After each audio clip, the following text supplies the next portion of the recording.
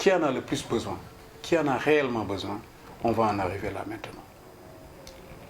D'abord les masques. Globalement, par rapport au Covid-2, il y a deux types de masques qu'on voit.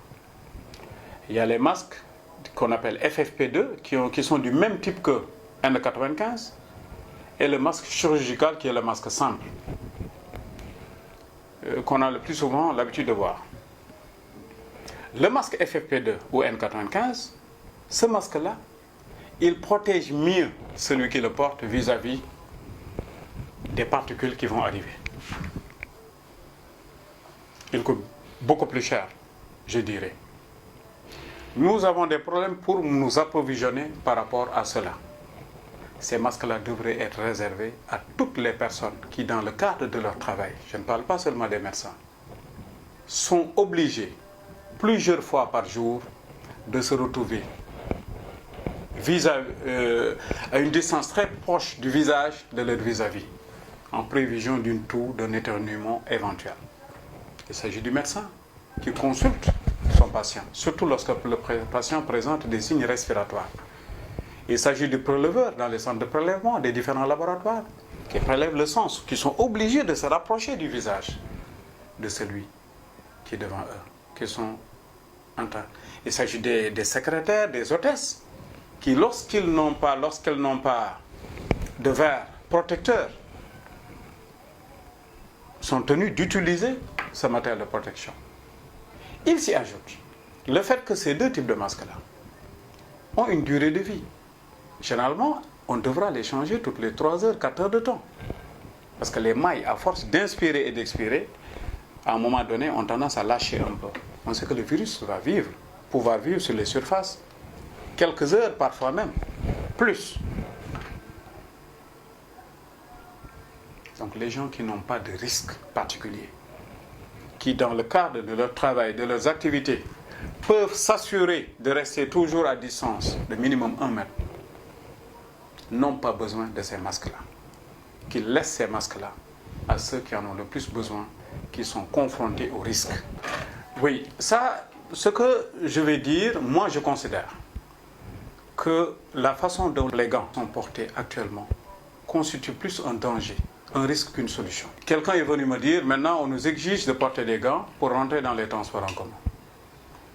Je vous donne juste un exemple. Ce monsieur va aller acheter ses gants.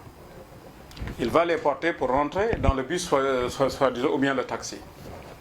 Il rentre, il touche les montants, il touche des gens, il sort l'argent et il paye. On lui donne la monnaie. Tous les virus, y compris les bactéries environnantes, on nage dans les pathogènes, vont se retrouver sur ces gants-là. Ces gants-là, généralement, ne vont pas être lavés. Pour économiser, la personne va prendre les mêmes gants, mettre dans son sac. Pour le lendemain, il aura besoin de sortir. Ces gants, entre-temps, vont ensemencer le sac. Le virus va se retrouver côte à côte avec le téléphone portable, les clés et tout ça. Une fois à la maison, on donne les clés à son enfant, va mourir. Tous les virus, tous les germes qui étaient dans le bus, qui étaient dans le taxi, qu'on a pu attraper en récupérant la monnaie et tout, vont se retrouver entre les mains de cet enfant-là. Il aurait été mieux, à mon avis, que ces gants soient réservés à ceux qui en ont réellement besoin dans les structures de soins et que les gens se contentent de bien se frictionner les mains avant de rentrer dans le transport. S'ils ont un point d'eau, qu'ils se lavent bien les mains et surtout qu'ils évitent, au-delà du fait de ne pas se donner les mains, de toucher tout ce qu'ils ne sont pas obligés de toucher. Vous montez des escaliers chez vous, évitez de toucher les rampes si vous arrivez à le faire. Tout ce que vous n'êtes pas obligé de toucher, ne touchez pas. Si vous le faites, vous êtes sûr, parce que ce ne sont que les mains qui peuvent, en dehors de la toux ou de l'éternuement de votre vis-à-vis, ce ne sont que les mains qui peuvent vous contaminer. Parce qu'on ne touche pas ses yeux avec son coude, que je sache, ni avec son pied. C'est extrêmement. Que les gens mettent l'accent sur les mesures d'hygiène, quel que soit le type de gants. Les autres types de gants dont vous parlez, effectivement, les hôpitaux n'en ont pas besoin. Mais conduisez le raisonnement tel que je vous l'ai présenté et vous allez voir.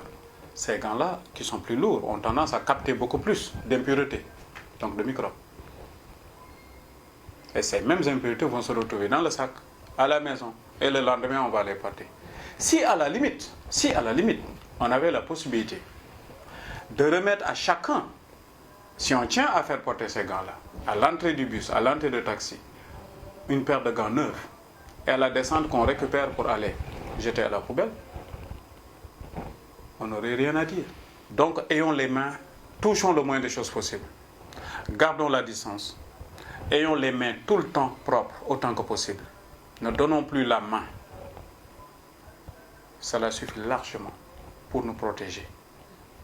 Et qu'on garde la tête sur les épaules. Nous sommes en guerre. Celui qui perd son sang-froid dans une guerre a perdu la guerre à moitié. Soyons organisés, soyons rigoureux et suivons les instructions.